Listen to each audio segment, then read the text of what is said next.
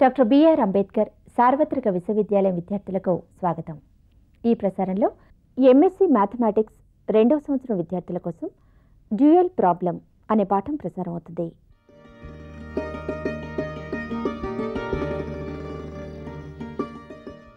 Duality problem. The term dual in the general sense means two or double. In linear programming problem, the duality means that each linear programming problem can be analyzed in two different ways having the same solutions. Each linear programming problem stated in its original form called primal problem can be associated with a unique another linear programming problem based on the same data. The objective functions, the cost functions and the resource inputs of the primal problem and the dual problem are related in a unique way. In financial applications, if we view the primal problem as the maximization of profits, we may view its dual problem as the minimization of the costs. Very often the solving of a dual problem will reduce the numerical work, and hence we prefer solving a dual problem than its primal problem. This is the main advantage of dealing the dual problems. This is so in the case of primal problems where the number of constraints, that is the inequations, are more than the number of variables. In general, it is immaterial that which of the two problems is called primal or dual, because we can prove that dual of a dual is primal. In this lesson, I am going to demonstrate how to write a dual problem for a given primal problem, and then state and prove the basic duality theorem. Now, throughout this lesson we follow the notation. The notation is A is an Aij m by n matrix of reals, m by n matrix, and C is a row vector of n reals, B is a column vector of m reals, and x, x1, x2, etc., xn transpose an unknown column vector of n elements. Now, here in the linear programming problem, we may view that all these Aij's represent the number of units of resources I required to produce one unit of commodity J, and also the Bj's represents the number of units of resources J available, and Cj represents the profit per unit commodity J produced. Now, the primal and also dual problems can be written like this. The primal problem is the maximization of ZP, the phi suffix indicates that it is a primal problem, ZP that is equal to C into X subject to Ax is less than or equal to B, X is greater than or equal to 0. Now, its dual is minimize ZD, D suffix D indicates that it is a dual problem, that is equal to B dash Y subject to the constraints A dash Y is greater than or equal to C dash Y is greater than or equal to 0. If we write all the components, the primal problem can be stated like this. Now, the primal problem is to find a solution X that makes the profit function maximum, that is, if ZP is a profit function, maximize ZP that is equal to C into X subject to the constraints in the component form A11 x1 plus A12 x2 etc. A1 xn less than or equal to B1, A21 x1 plus A22 x2 plus so on A2n xn less than or equal to B2, AM1 x1 plus AM2 x2 plus so on plus AMN xn is less than or equal to Bm, all x1 x2 etc. xn are greater than or equal to 0.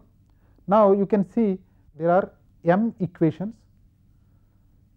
and there are n unknowns, namely x1, x2 etc. xn, n unknowns. Its dual problem is written here. The dual problem is to find y to minimize the cost function, that is minimize ZD, D stands for dual, ZD that is equal to B dash Y subject to the constraints A11 y1 plus A21 y2 etc. AM1 ym greater than or equal to C1, A12 y1 plus A22 y2 etc. AM2 ym is greater than or equal to C2 etc.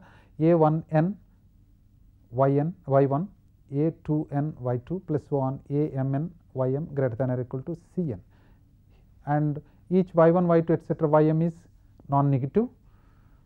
Now, there are n equations and the unknowns are m in number. In the dual problem there are m unknowns, n equations. Now, to formulate the dual problem we follow the following steps. There are n unknowns in the primary problem and there are m equations. Here in the primal problem the maximization is there and the inequalities are all less than or equal to. Here the constraint bounds are B1, B2, Bm and the cost coefficients are C, whereas in the primal problem the problem now is minimization problem and then the inequalities are greater than or equal to inequalities. Now, the equations are m in number, equations are n in number and the unknowns are y1, y2 etc. ym, m in number.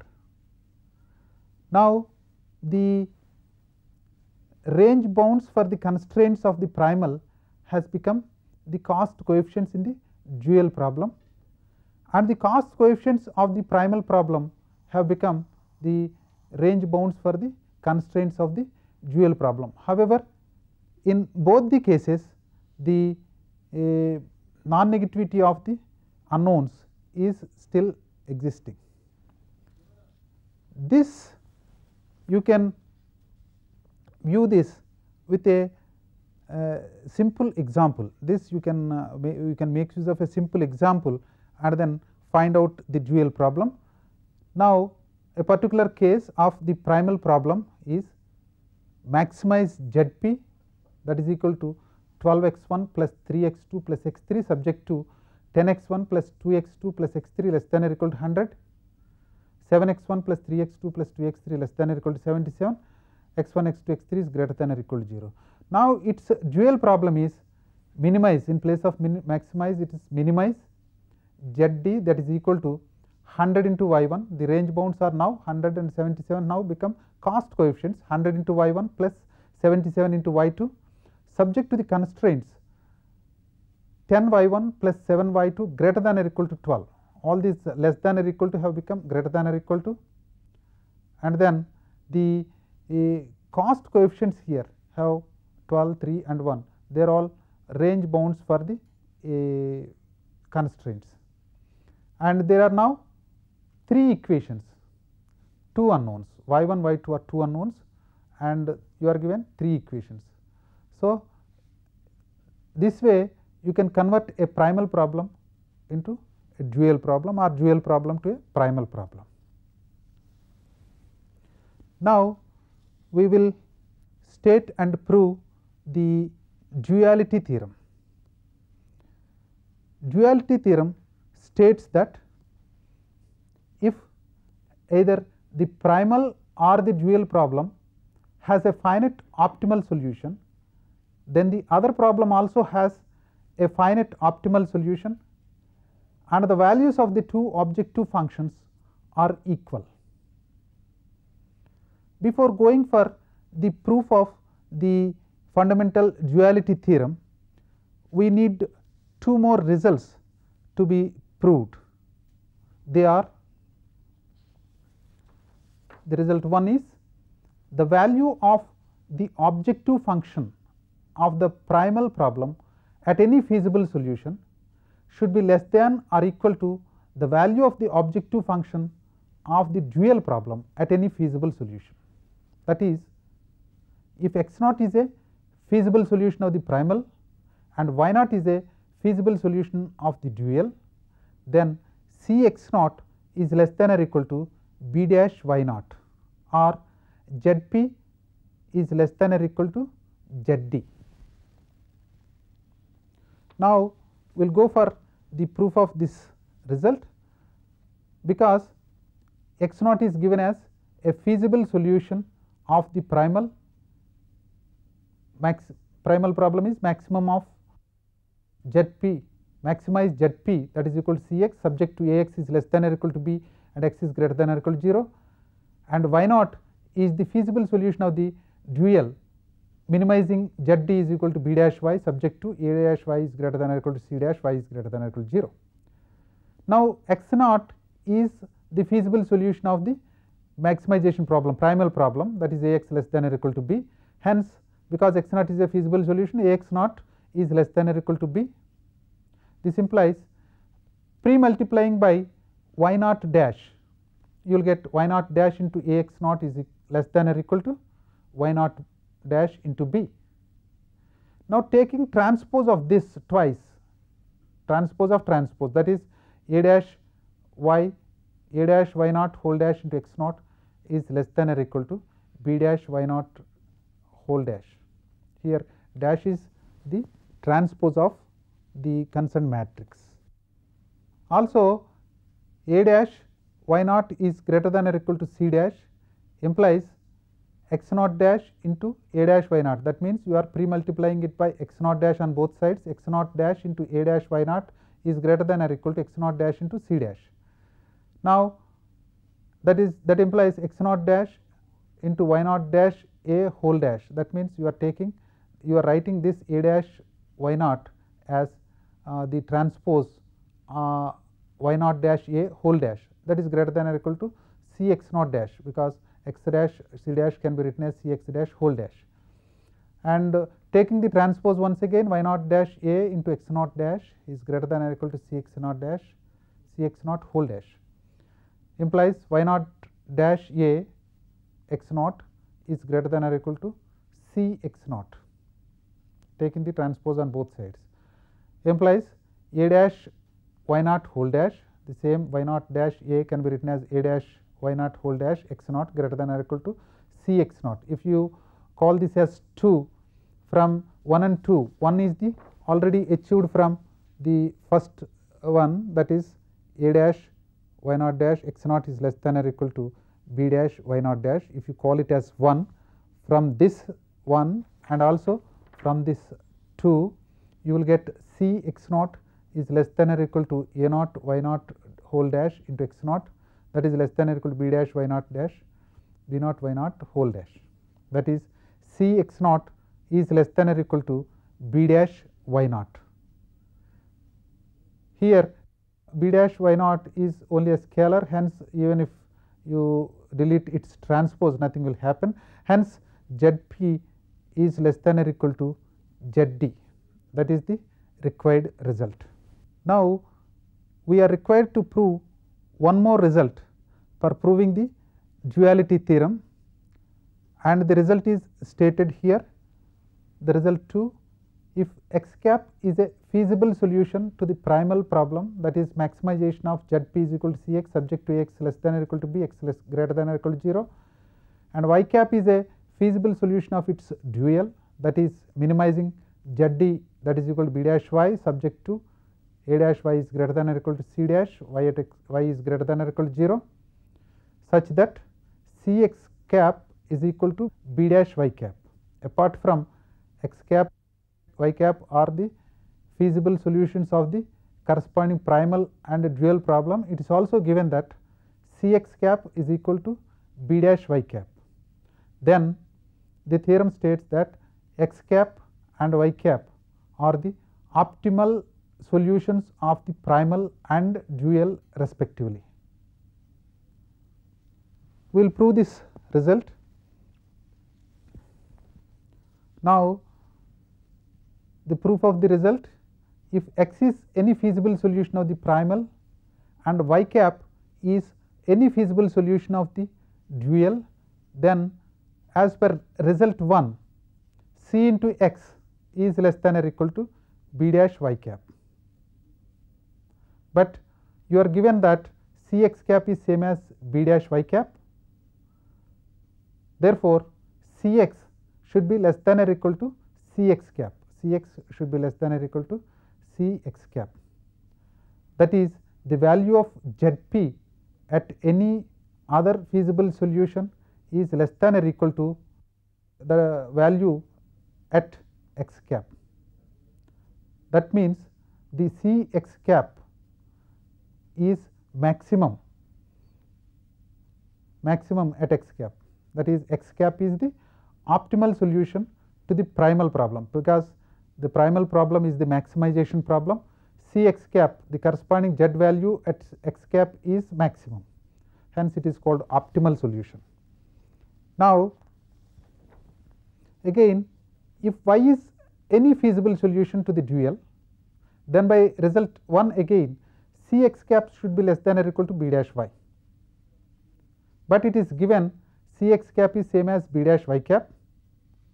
So b dash y cap should be less than or equal to b dash y. From this, b dash y cap is less than or equal to b dash y. That is, the value of Zd at any other feasible solution is greater than that at y cap.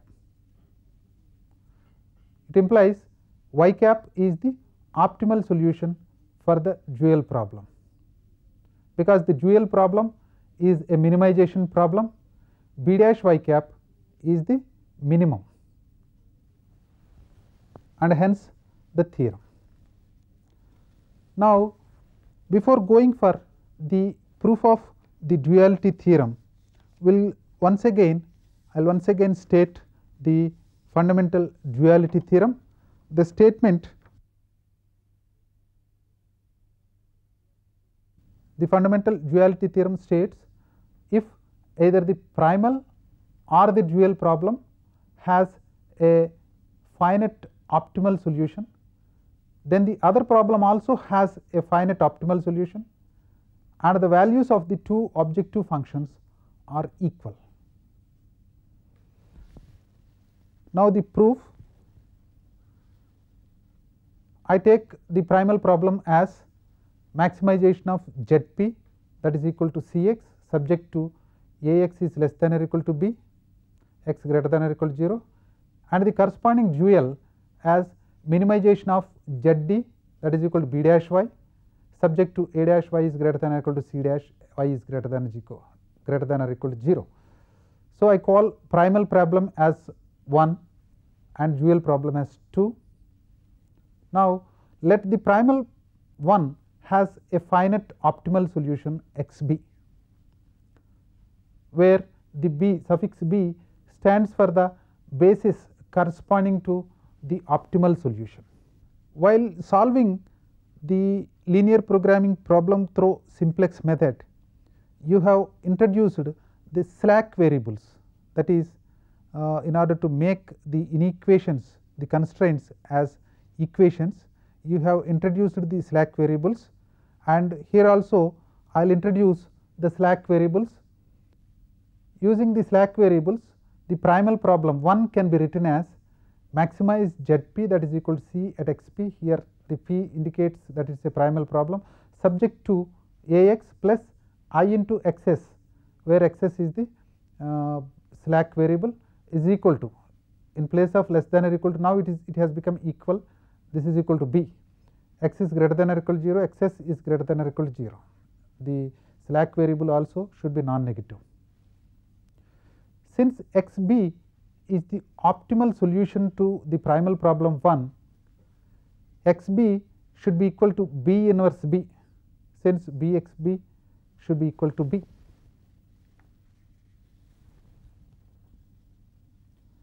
Now the objective function, the value of the objective function Zp at xb, optimal solution, is Cb into xb, but xb is equal to b inverse b, so that it is equal to Cb into b inverse b.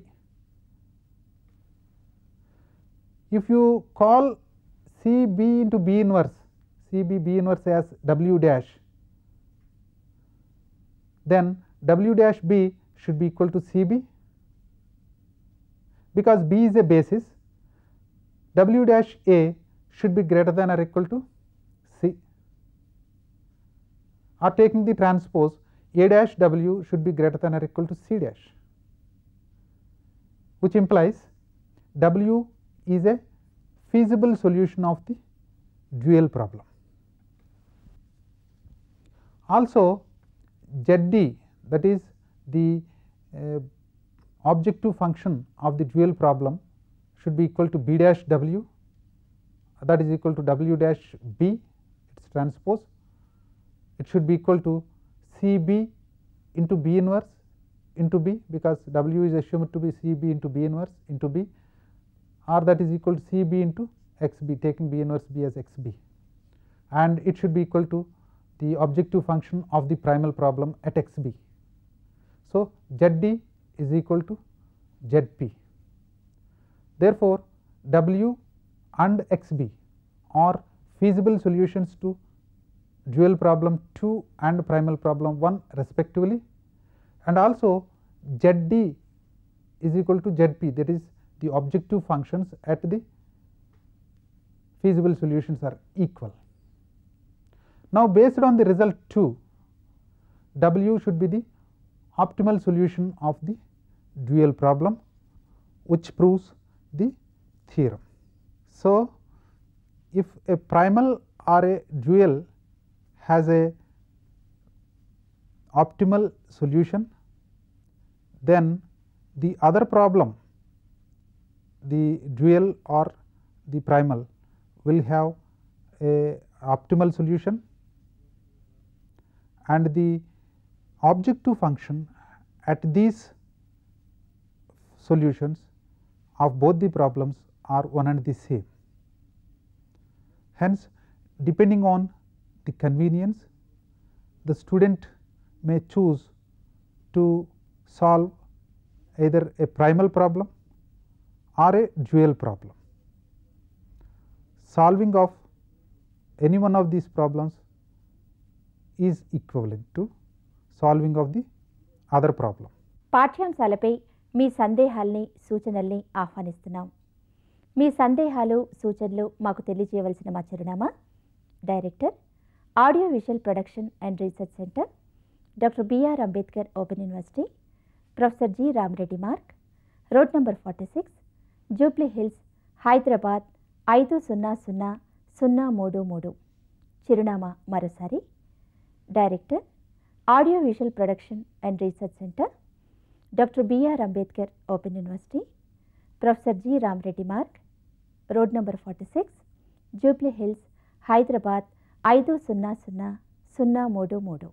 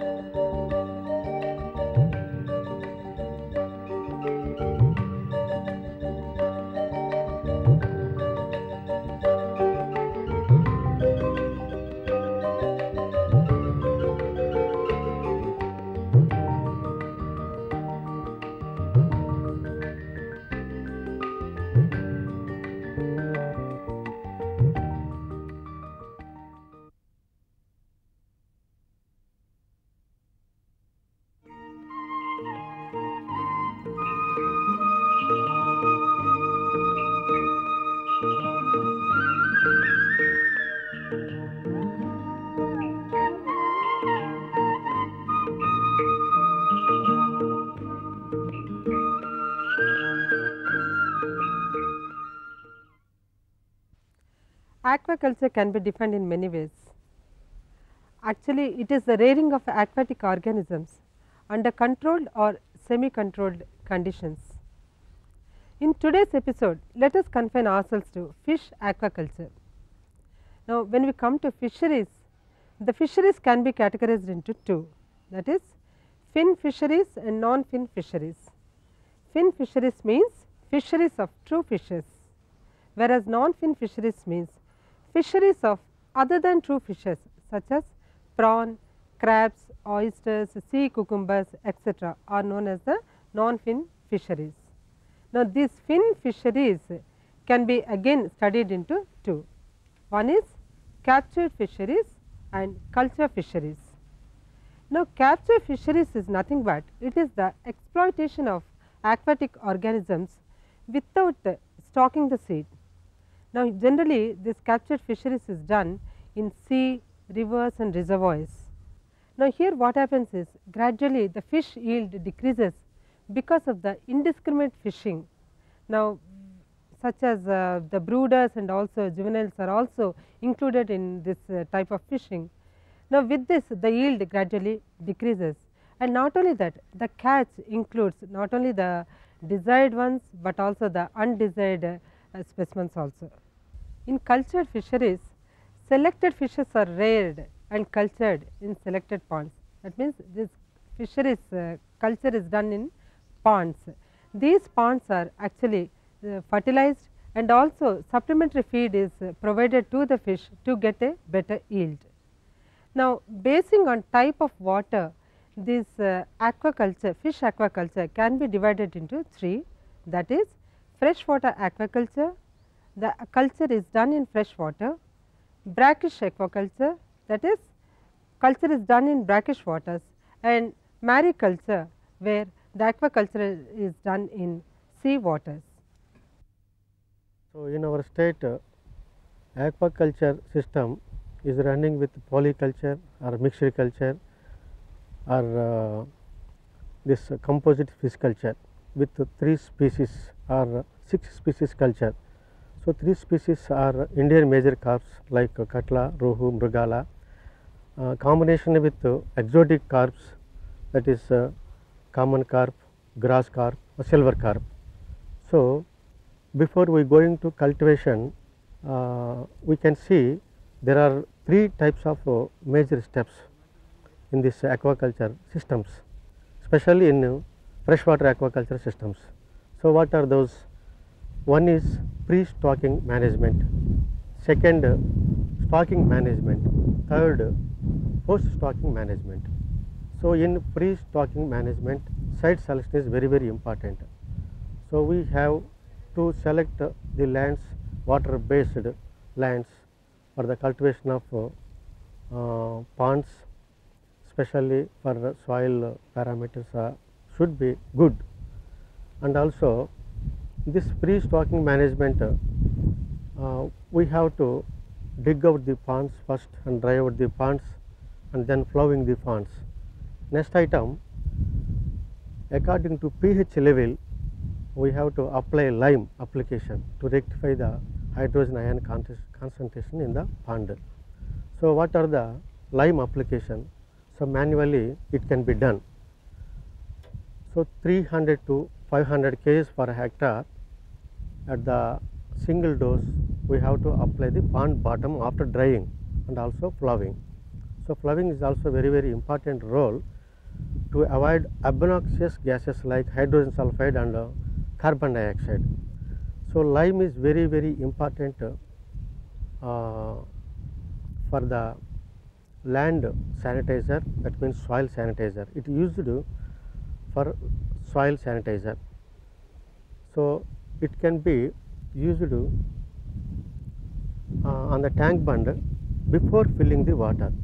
So, this is an important phase in pre-stocking management aspect. So, after that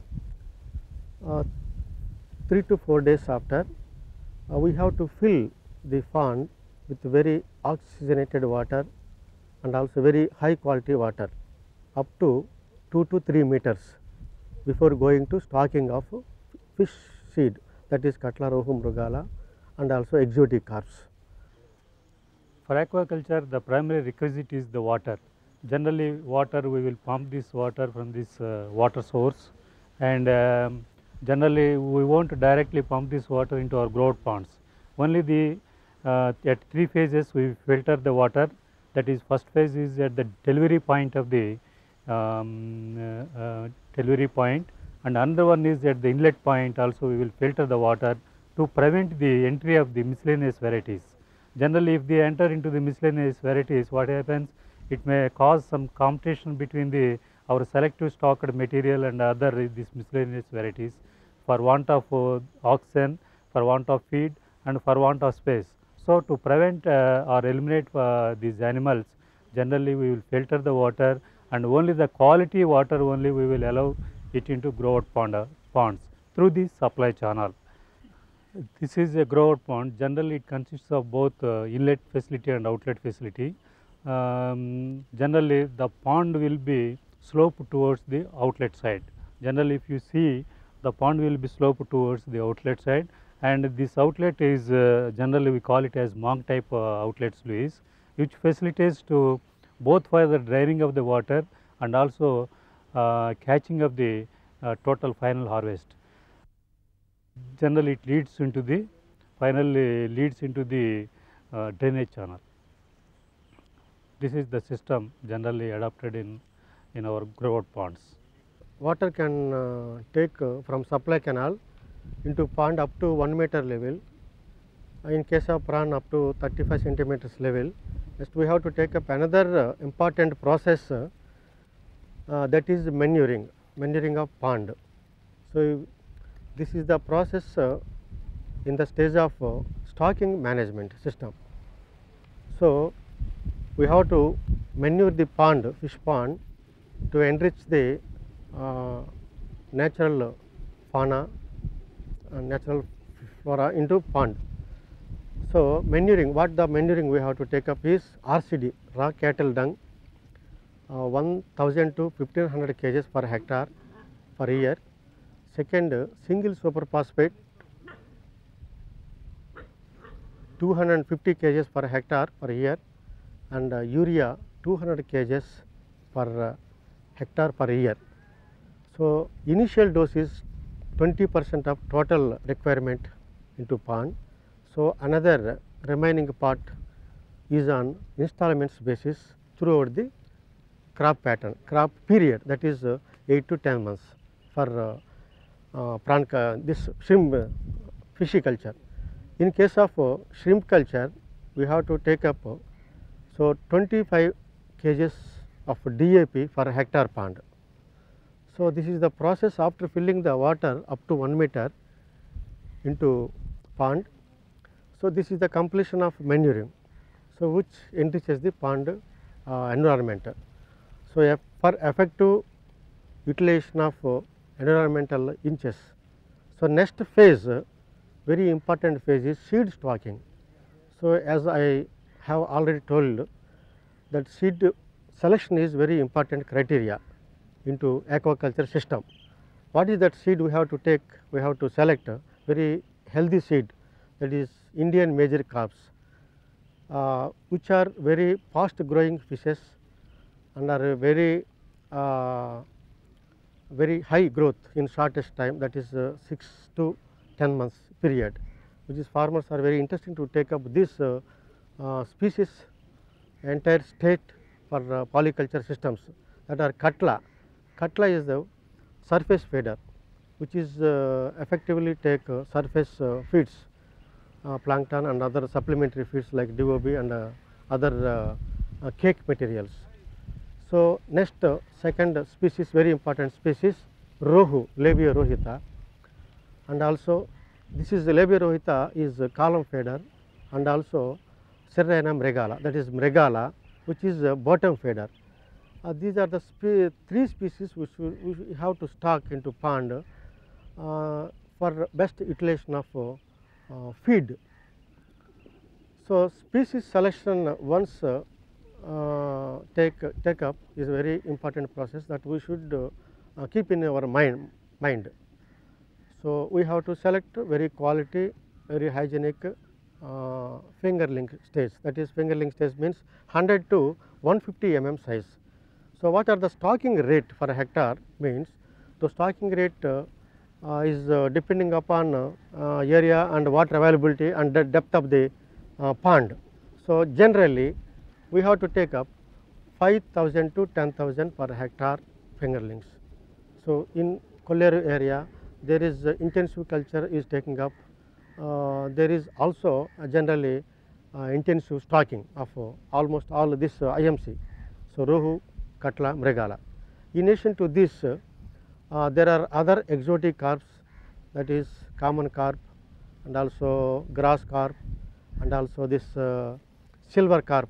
So, silver carp are also being taken up for polyculture systems to maintain heavy potential of these stocks. So, next we may go that post harvest technology, post harvest management. So, what is post harvest management, in which there are two important aspects are there. One is feed monitoring. So, the feed is very costly effective nature, which is 60% of we have to spend on output as a feed, and also health management. Health management is also a very peculiar and a very important process that we have to attend, and we have to regularize every day parameters, water parameters, water quality parameters, all these things. So, feed management we have to take up this aquaculture systems, but especially for polyculture, that's DOB, de-oil rice bran, generally we are taking up, and also cake, cotton seed oil cake, and this groundnut oil cake for higher growth of entire fish, that is Indian major carps. So, these are the ratio of 2:1. 2 is de-oil rice bran, one is cake, that may be cotton seed oil cake or maybe this is groundnut oil cake. For the body weight of 2 to 3%. In some areas farmers are taking up this 5% up to 8% of body weight of fish, entire body weight of fish. So, next what are the health requirements, health monitoring. We have to check up every 15 days or 1 month that health of fish by conducting trail nettings, so that we may catch, we may notice any observations regarding the diseases or growth. We have to invariably take up this conducting of trail nettings, so which shows very system, very stage of fish nature. So that we are putting, we are supplementing feed or increasing feed according to growth pattern. So, egg turning size of 1 to 1.5 kgs in 8 to 10 months, the Katla and Rohu, Mregala will fetching the growth of very good rate. Then we have to go for market. So, according to market rates, we have to harvest the entire product. That is the harvesting method. This is the last stage of this post harvest technology. So, by the time we have to replenish the water by adding fresh water, the very oxygenated water to the pond whenever it is feeling necessary. So, that is very important aspect in this post harvest management. So, unless we apply managerial conditions, well managerial conditions, we cannot achieve our good results, that means outputs.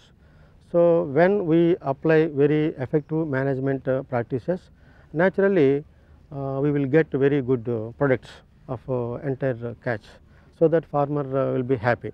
So, anyhow farmers are advised to contact the nearby fisheries officers whenever they are having doubts for the culture aspects or any disease attachment. Nowadays the diseases are very common, because the intensification of pisciculture is a recurring phenomena. Naturally disease occurrence is also very common. So, that one must very careful of diseases, so that we can manage the with the chemicals and available fish this medicines to the fish. Aquaculture can be classified into 3 types, mainly based on stocking of cultivable organisms. Monoculture, it's only single species is cultured in a pond. Polyculture means it's more than one species is cultured in the same pond. Whereas integrated farming, here we see fishes are cultured along with other animals and agriculture. So nowadays in Andhra Pradesh, farmers are taking up integration, aquaculture integration web. The means the aquaculture with the combination of horticulture, with the combination of animal husbandry, with the combination of agriculture. These are the combinations. But in Andhra Pradesh, farmers are practicing this aquaculture with cattle, aquaculture with coconut. Very common in the areas of east, west, and Krishna dishes, and also part of Guntur dishes. This is the additional income to the farmer to achieve his outputs. So, these are some of the chemicals and antibiotics used in aquaculture environment or shrimp culture especially. వీటిల్లోనూ 2-3 రకాలు ఉన్నాయి. వాటిలో ఏంటంటే probiotics, ఈ మధ్య కాలంలో antibiotics use చేయకూడదు, antibiotics use చేయడం వల్ల ఫారిన్ ఎక్స్పోర్ట్ అనేది మనకు కష్టమైపోతుంది, వాళ్ళు స్క్రీన్ చేస్తున్నారు, మెటీరియల్ రిజెక్ట్ చేస్తారు యాంటీబయాటిక్స్ రెసిడ్యూ ఉంటే అన్నప్పుడు ఏం చేసిన కొత్త స్ట్రాటజీ కింద యాంటీబయాటిక్స్ యూజ్ చేయడం కన్నా ప్రోబయాటిక్స్ యూజ్ చేయడం వల్ల మంచి బెనిఫిట్ ఉంటుంది, దానివల్ల ఒక క్వాలిటీ ఇంప్రూవ్ అవుతుంది, ఎక్స్పోర్ట్ వాల్యూ పెరుగుతుంది అనే ఉద్దేశంలో ప్రోబయాటిక్స్ యూజ్ చేస్తున్నారు. దీంట్లో 2 రకాలు ఉన్నాయి ప్రోబయాటిక్స్ కూడాను. ఒకటి వాటర్ ప్రోబయాటిక్స్, రెండవది ఫీడ్ ప్రోబయాటిక్స్ అని చెప్పేసి అంటారు. దీంట్లో ఇది వాటర్లో యూజ్ చేసేటువంటి సూపర్ పిఎస్ అనేటువంటి ప్రోబయాటిక్ అండి.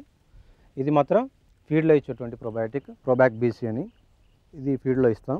అలాగే ఇది వాల్మిడ్ అని చెప్పేసి క్లోరిన్ కాంపౌండ్, వాటర్ శానిటైజర్ అంటే నీటిని శుభ్రపరిచేదానికి ఉపయోగిస్తాం. అలాగే ఇది కూడాను క్లోరమిడ్ అనేది ఆక్వా అనేది కూడాను ఒక క్లోరిన్ కాంపౌండ్, యాంటీబయాటిక్. కొన్ని రకాలైనటువంటి డిసీజెస్ వచ్చినప్పుడు వాటిని కంట్రోల్ చేసుకోవడానికి ఈ క్లోరమిడ్ ఆక్వా అనేది ఫీడ్లో కలిపేసి మనం ఇవ్వడం జరుగుతుంది. అలాగే ఈ ఆస్కాసాల్ సి అనేది విటమిన్ సి. జనరల్గా ఇమ్యూనిటీ, ఎనిమల్ యొక్క ఇమ్యూనిటీ పెంచాలి అనుకుంటే ఈ విటమిన్ సి అనేది రెగ్యులర్గా మనం ఫీడ్లో ఇవ్వడం జరుగుతుంటుంది అన్నమాట. దీనివల్ల దానికి రోగ నిరోధక శక్తి అనేది పెరగడం జరుగుతుంది. అలాగే ఇంకోటి ఏంటంటే ఇక్కడ ఉండేటువంటిది ఇది ఫార్మలిన్. ఈ ఫార్మలిన్ ఒకటిను, క్లోరిన్ కాంపౌండును, అలాగే మ్యాలకైట్ గినటువంటి పదార్థాలు ప్రోటోజోవన్స్, తర్వాత ఫంగల్ ఉండేటువంటి డిసీజెస్ని కంట్రోల్ చేయడానికి ఉపయోగపడుతుంది. నమస్కారం అండి రాజు గారు. మీరు ఈ ఈస్ట్ గోదావరి జిల్లాలో ప్రోగ్రెసివ్ ఆంటర్ప్రెన్యూర్గా చాలా పేరు గణించారు, చాలా సంతోషం. ఇక్కడ మీరు ఈ ఇంటిగ్రేటెడ్ ఫార్మింగ్ కింద ఫిష్ ఫార్మింగ్తో పాటు మీరు కోకోనట్ కూడా వేశారు కదా. ఈ విధంగా ఎన్నుకోవటానికి మీకు తగిన కారణాలు ఏమైనా ఉన్నాయా? తగిన కారణాలు అంటే అప్పుడు మేము మొట్టమొదట గత 10 సంవత్సరాల క్రితం ఈ కల్చర్ ప్రారంభించినప్పుడు ఈ చెరువులపై అధిక ఆదాయం పొందాలి అనే అభిప్రాయంతో అప్పుడు కొబ్బరికి కూడా 4 రూపాయలు కాయ ఖరీదు ఉండడం, మేము అప్పుడు ఈ ఫార్మింగ్ ఈ చెరువులు తవ్వుతూ చెరువులతో పాటుగా గట్లపై కూడా ఫలసాయం ఏమైనా తీయాలి అనే అభిప్రాయంతో ఈ కొబ్బరిని ఎన్నుకోవడం జరిగిందండి. మాకు బాగా దగ్గరలో కోనసీమ ప్రాంతం ఉండడం ఒకటి ఇది ఒక కారణం అవ్వచ్చు. దాని మీద కూడా మేము ఎంచుకుని ఈ ఫార్మింగ్ మొదలుపెట్టామండి. ఇది కొబ్బరి కూడా 98 వరకు బాగానే ఉందండి. తర్వాత 98 నుంచి కొద్దిగా ఇన్ఫ్యూర్డ్ నల్లి రావడం వల్ల కాయ సైజు తగ్గడం, తర్వాత ధర తగ్గడం, కొద్దిగా రైతులు కొద్దిగా ఇబ్బందులు ఎదుర్కొంటున్నారండి. తర్వాత రొయ్యల రైతులు కూడా కొంతవరకు ఏంటంటే ఈ గట్లపై కొబ్బరి మొక్కలు ఉండడం వల్ల ఆక్సిజన్ డెఫిషియన్సీ వస్తుంది అనే అభిప్రాయంతో చాలామంది కొబ్బరిని తీసివేయడం కూడా జరుగుతుంది. కానీ మేము మట్టికి కొబ్బరి ప్లస్ చెరువులు కలిపి చేస్తున్నామండి. దానివల్ల ఏంటంటే చెరువుల్లో ఆదాయం సెపరేట్గా వస్తుందండి, కొబ్బరి ఆదాయం కూడా చాలా సెపరేట్గా చాలా బాగుంటుంది అనమాట. కొన్ని తీర ప్రాంతాల్లో బాగా సముద్ర పొడ్డున అక్కడ కూడా వేసినట్టయితే అక్కడ వేసి ఎక్కువ చెరువులు ఉన్న చోట అయితే బర్డ్ క్యారింగ్ అది ఉంటుందని ఒక అభిప్రాయం ఉందండి. ఇక్కడ మాకు ప్రస్తుతం చెరువులు తక్కువ ఇక్కడ ఈ గ్రామంలో అంతే బర్డ్ క్యారింగ్ మాకు అంతగా ఉండదు కాబట్టి మాకు 2 రకాల వ్యవసాయం చేసుకుంటేనే ఇక్కడ బాగుంటుందండి. మీరు ఇన్నేళ్ళుగా మీరు గణించినటువంటి అనుభవంతో ఈ ఫార్మర్స్ ఎదుర్కొనే సమస్యలు వాటి నివారణ ఏమైనా చెప్పగలుగుతారా? ఫార్మర్స్ ఈరోజు ఎదుర్కొనే సమస్యలు చాలా అధికంగా ఉన్నాయండి. ఇప్పుడు మాకు మొట్టమొదటి పిల్ల హ్యాచరీ నుంచి ఉత్పత్తి అయినప్పుడు మేము దాన్ని తీసుకుని ఇప్పుడు గవర్నమెంట్ ఫిషరీస్ డిపార్ట్మెంట్ వారు స్థాపించిన దాంట్లో చాలా ఎక్కువగా రైతులు అందరూ కూడా చేయిస్తున్నామండి. పూర్వం ప్రైవేట్ యాజమాన్యం ఉన్న వాటిల్లోనే చేయించేవాళ్ళండి పరిశోధన. వీటి మీద ఎంబీవీ వైరస్ ఉంది లేనిది అని. ప్రస్తుతం మాకేంటంటే అక్కడ వరకు హ్యాచరీ నుంచి పిల్లలు తెచ్చుకోవడం, ఈ పరిశోధన చేయించుకోవడం, ఎంబీవీ లేదు, రోగ నిర్ధారణ చేయించుకుని బాగుంది అని చెప్పి తెచ్చుకుని సరుకు వేసుకుంటున్నామండి. అంతవరకు బాగానే ఉంటుందండి. తర్వాత మార్కెట్ ఫెసిలిటీ ఒకటి బాగోలేదండి. మార్కెట్ ఈరోజు తీవ్రమైన ఇబ్బందులు రైతులు ఎదుర్కొంటున్నారండి. ఈరోజు 250 రూపాయలు 30 కౌంటు రొయ్య అమ్ముకోవాల్సిన దుస్థితిలో రైతులు ఉన్నారండి. మేతలో ఖరీదేమో అత్యధికంగా ఉందండి. మేతలో కూడా ఈవేళ 55 రూపాయలు 58 రూపాయలు కూడా మేతల ఖరీదులు ఉన్నాయి. అంత ఖరీదు పెట్టి ఈ మేతను మేపి ఈ అంటే రొయ్యని అమ్ముకుంటే మార్కెట్ చేసినట్టయితే ఎటువంటి పరిస్థితుల్లోనూ కూడా వర్కౌట్ అవ్వదండి. అంటే మీకు దీని ద్వారా అంటే గవర్నమెంట్ ద్వారా మీరు ఏమన్నా సహాయాన్ని ఆశిస్తున్నారు?